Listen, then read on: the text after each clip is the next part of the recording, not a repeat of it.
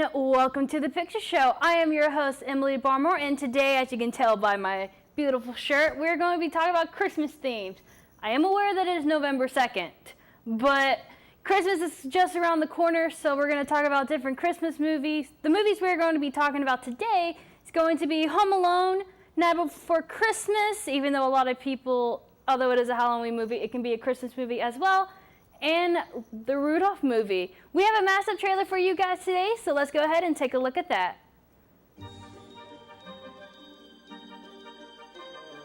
Hark how the bells, sweet silver bells, all sing to say, throw cares away. Christmas is here, bringing the cheer to young and old, meek and the bold. Ding dong, that is a song, with children ring, all caroling. One seems to hear words of good cheer from everywhere, filling the air. Oh, how they love praise the sound, oh, hallelujah, hallelujah. Hailing the rain, while people sing songs of good cheer. Christmas is here, ding, merry, merry, merry Christmas. Ding, merry, merry, merry Christmas. Come on this land, all with a land, dear children's home, to every home. Long how the bells, sweet silver bells, all seem to say, throw cares away. Christmas is here, bringing the cheer to young and old, meek and the bold. Ding dong, that is a song, dear children ring, all caroling. One seems to hear words of good cheer from everywhere, filling the air. Oh, how they love praise the sound, oh, hallelujah, hallelujah. Hailing the rain, while people sing songs of good cheer. Christmas is here, ding, merry, merry, merry Christmas. Merry, merry, merry Christmas. Come on this land, on with our hand, dear children's home, to every home gone.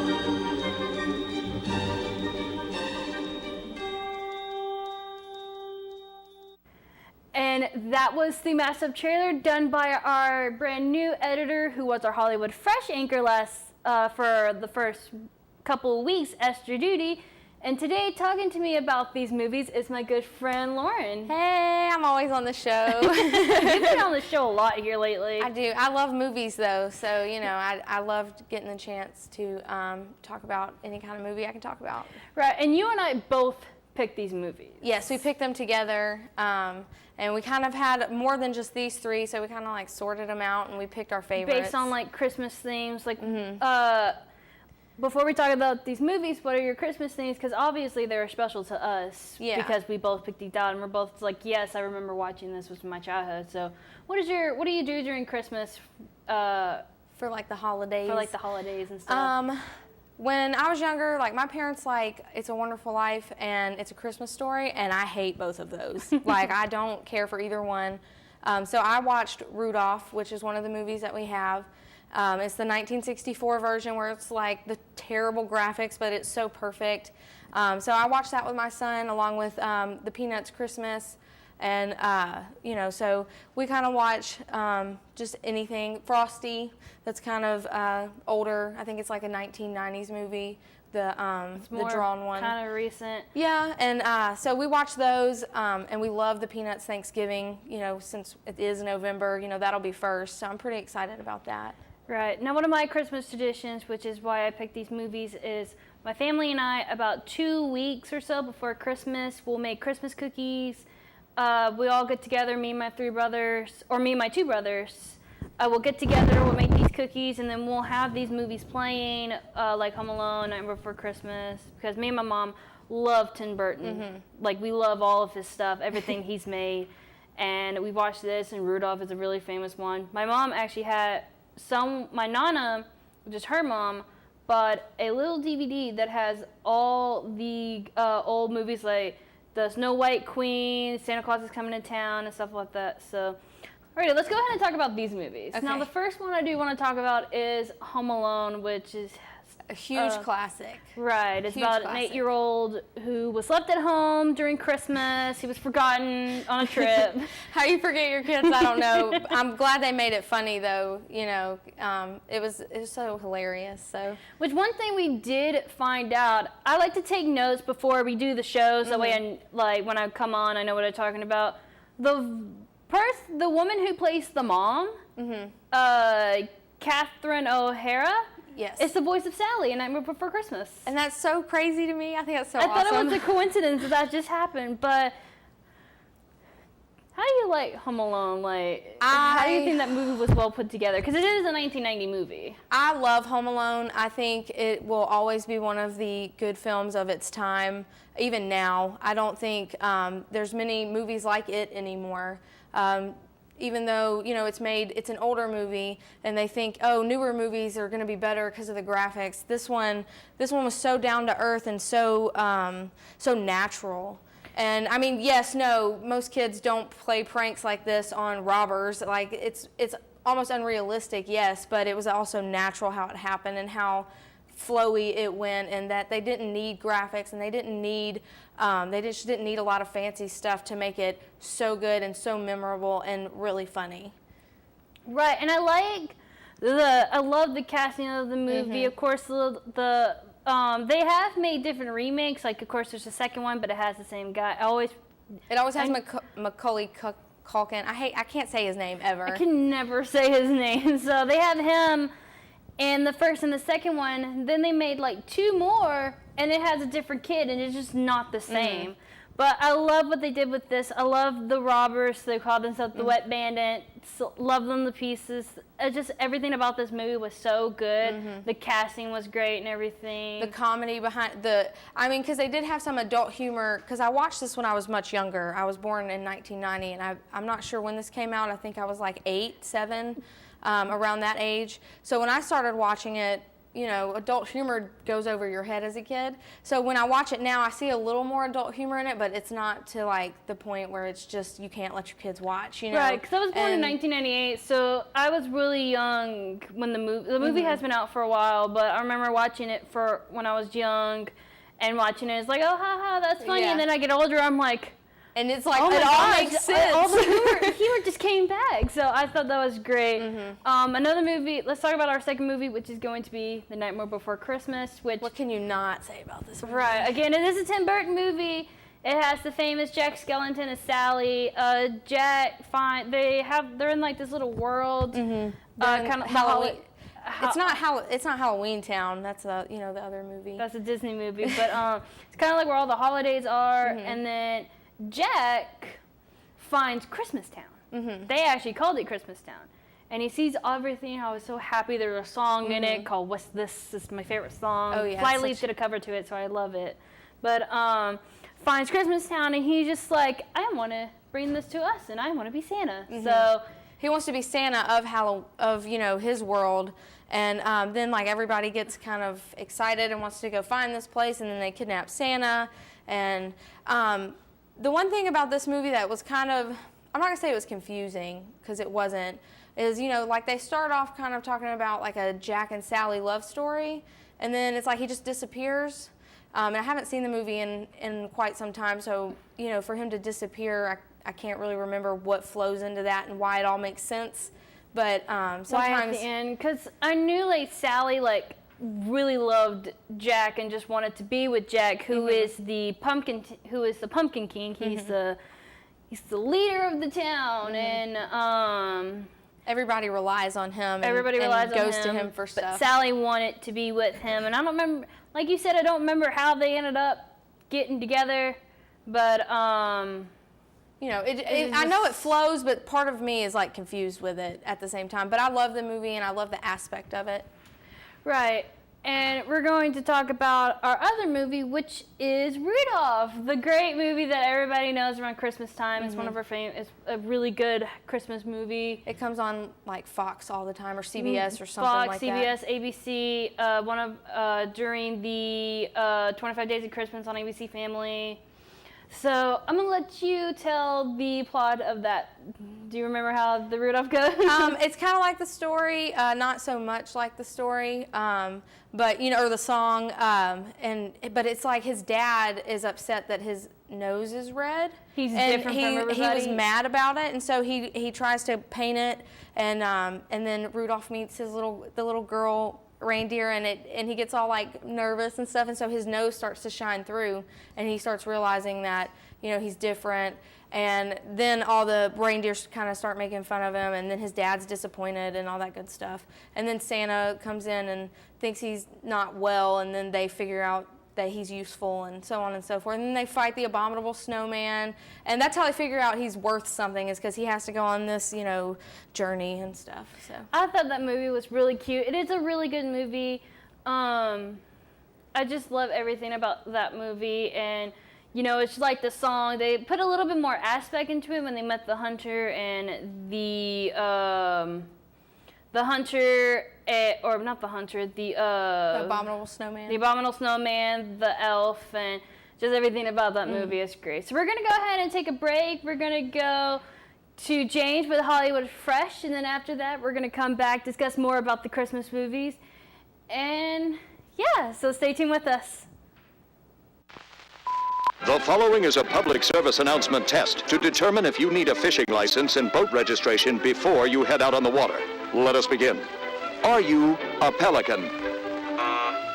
Does this look like your house?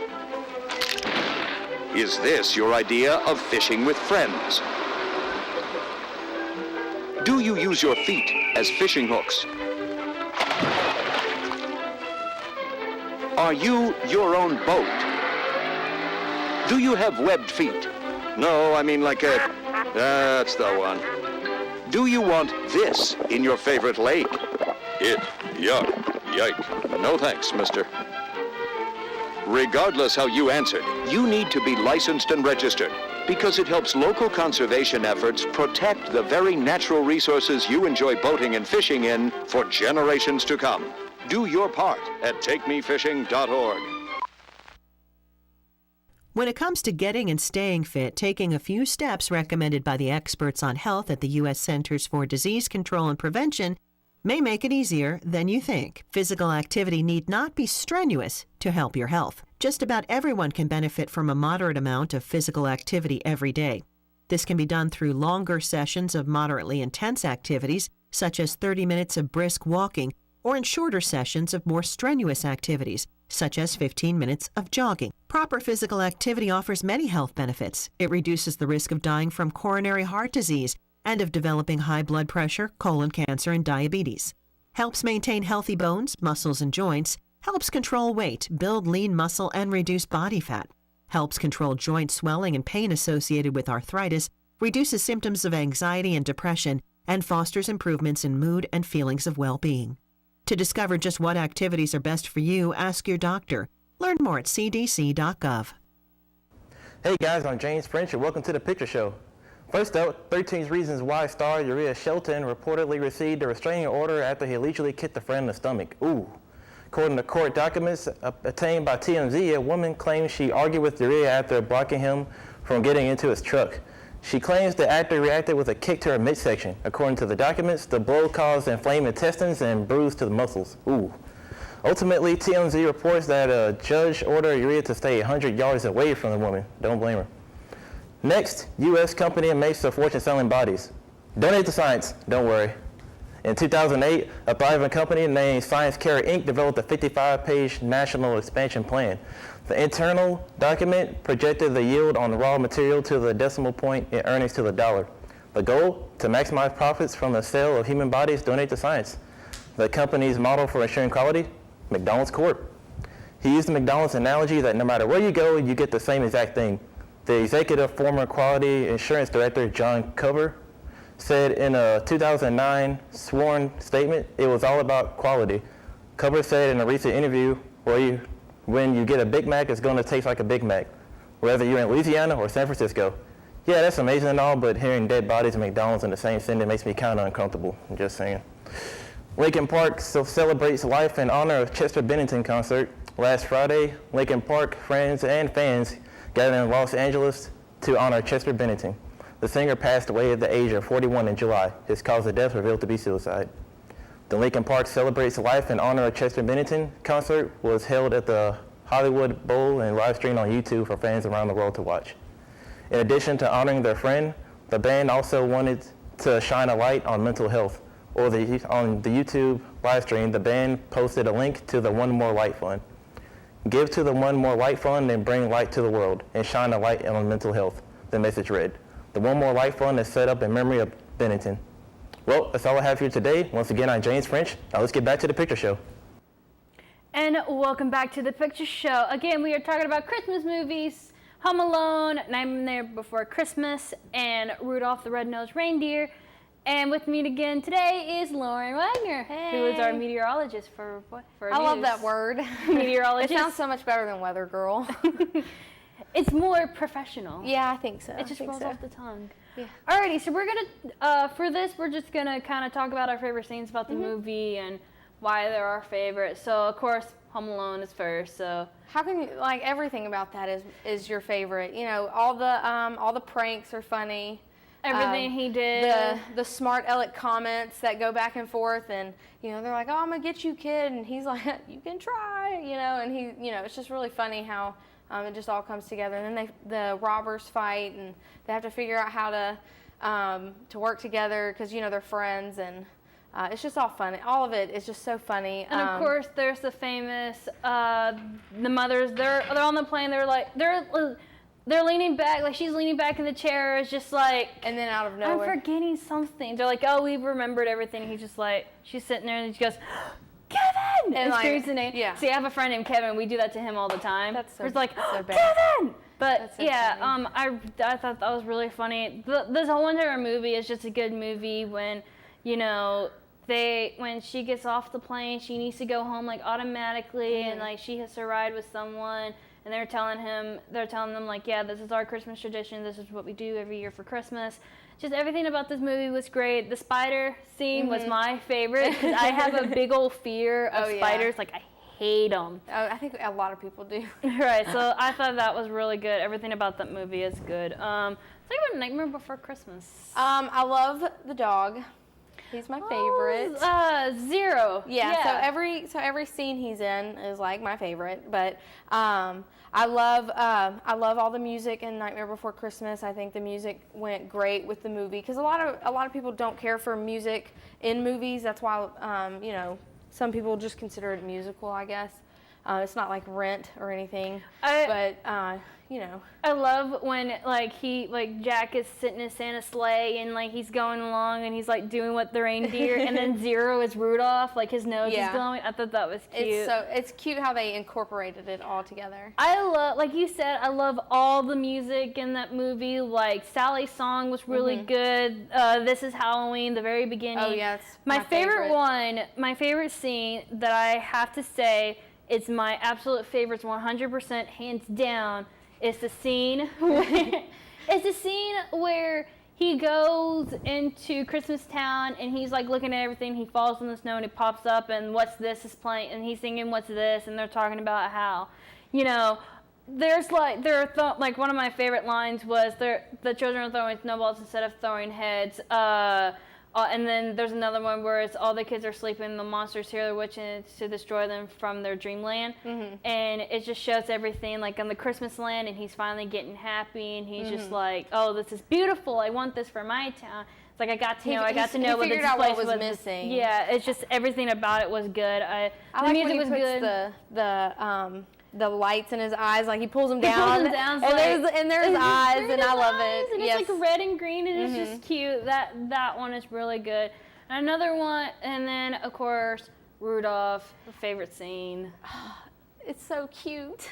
I think it's super cute when Rudolph meets the girl reindeer, and you know, so he meets her and he gets all nervous and shy, and it's all adorable. And then, you know, just the lesson in the whole movie, just about accepting who you are, because everybody has their flaws and their faults, and some people look like this where some people look like this, or there's this tall and this short, and it's just all about embracing who you are and loving who you are, and you know, just kind of being yourself and not hiding who, you know, because that's how you were made, and there's nothing wrong with it. Right. And I love the abominable snowman, because everybody thinks he's mean and he's really not, and so like all the characters have something wrong and like a stereotype, and it's all changed, and it's just like a cute little. The elf, if I remember correctly, it's Hermie.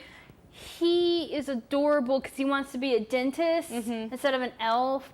And they're talking about like being misfits and stuff. Like him and Rudolph are in the snow, and they're talking about everything's wrong with them and how they're misfits. How and then there's something wrong with them. Yeah, and then they go to the Islands of Misfits Toys about like all the dolls, like what's wrong with them and everything, and they realize that they're not a mistake. Everything, like they are very special and everything. And then all the other Rudolph movies that they did one where it's like the Lost Toys and stuff. Yeah. And that one was really cute. Just everything about that movie is really cute. One thing I didn't mention when we were talking about Nightmare Before Christmas, when I was looking up the actors who are in this movie, because I'm like, they're probably some. We already talked about the mom, was also Sally. Another one that I thought was really cool, which you explained, which they do this a lot in movies, but I didn't know they did in this one. Danny Elfman was the singing voice actor for Jack Skellington, and Chris I can never say his last name, but he did the regular voice, the talking voice of Jack Skellington. I thought that was really cool because, a lot of movies do that because they might not be good singers, but I didn't know they did this in Nightmare Before Christmas, and it really worked because you can't tell the difference. You can't tell the difference. Like in some movies, you can tell, but it flows so well that from him talking into him singing. They did that movie very well. They edited it. That's very hard to say. They did that very well. They just put it all together. Tim Burton is just amazing in general. So all of his ideas and his creativity, just shows through his movies. And, you see that in The Nightmare Before Christmas, which I think is why it is as popular as it is today. People think that it's a Halloween movie, but I mean, I would swear that more people watch it during Christmas than they do Halloween on top of throughout the year. Both. I know people that watch it all year round. And I do the same thing, but I actually looked up because right after I was like, is this a Christmas movie? It is canon.